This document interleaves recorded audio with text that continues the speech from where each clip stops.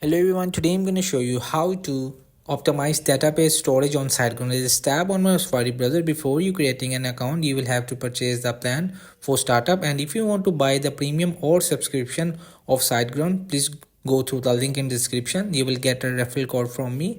And to optimize the database on SiteGround, you can follow the 6 steps and log in into Site Tools, select my SQL, and third select PHP my admin, and select the database you want to optimize. Select the tables you want to optimize or click check all. 6 is the from the with selected drop down menu, choose optimize table. So these 6 steps you can follow for optimize database. And here are some other ways to optimize database storage and schedule automatic cleanups. You can schedule automatic cleanups on an hourly, daily, weekly or monthly basis, and use a plugin like a WordPress optimize can clean and optimize your database to save server resources and speed up your site.